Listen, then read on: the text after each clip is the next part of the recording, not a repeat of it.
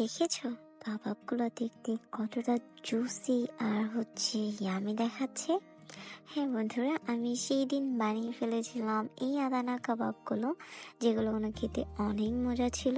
তাই ভাবলাম তোমাদের সাথেও শেয়ার করে ফেলি। আসসালামু আলাইকুম এভরিওয়ান, কেমন আছেন সবাই? আশা করি ভালো আছেন। তো আমি আজকে আপনাদের সাথে শেয়ার করে ফেলবো এই আদানা কাবাবের রেসিপি।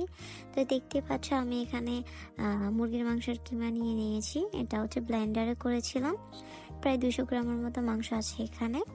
এটাতে এখন আমি আদা আর রসুনের গুঁড়ো দিয়ে দেব। আদা রসুনের গুঁড়ো যদি তোমাদের কাছে না থাকে তোমরা চাইলে পেস্ট ব্যবহার করতে পারো, কোনো সমস্যা নাই। গুঁড়ো দিলে এটার বাইন্ডিংটা একটু ভালো হয়। এরপর এখানে লবণ দিয়ে দিয়েছি আর দিয়ে দিচ্ছি মিহি করে কাটা পেঁয়াজ কুচি, টমেটো কুচি, দিয়ে দিচ্ছি গাজর কুচি, মরিচ কুচি আর ধনিয়া পাতা কুচি। তো এই তো এখন দিয়ে দেবো শুকনো যে মশলাগুলো আছে, জিরা আর ধনিয়া গুঁড়া, গোলমরিচ গুঁড়া আর একটু টমেটো সস, আর সাথে দিয়ে দেবো পাপরিকা পাউডার। সবগুলো ভালো করে মেখে আমি 20 মিনিটের মতো এটাকে রেস্টে দিয়ে দিয়েছি। 20 মিনিট পরে আমি এটাকে শাসলিক কাঠিতে লাগাবো। কিন্তু এখানে একটা কথা বলে রাখি, তোমরা দেখতে পাচ্ছ আমার শাসলিক কাঠিতে কিন্তু এই কাবাবগুলা লাগানোর সময় অনেক কষ্ট হচ্ছিল, কারণ আমি এখানে ব্রেড ক্রাম্ব দিতে পারিনি।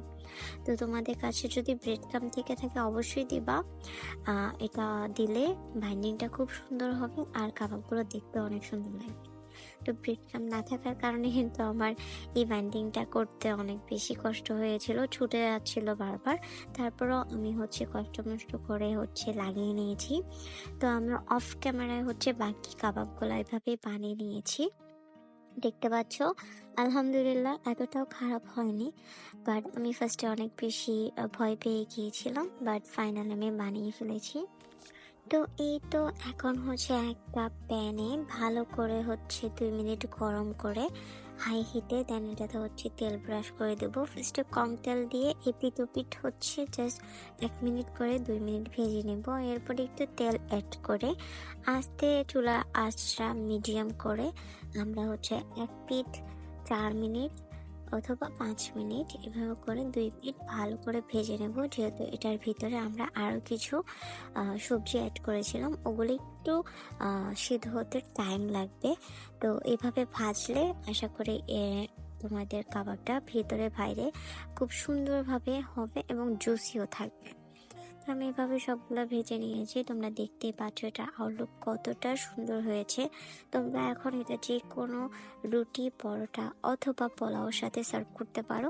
আর এটা খেতে খুবই মজা, যদি ট্রাই না করো তাহলে বুঝবে না।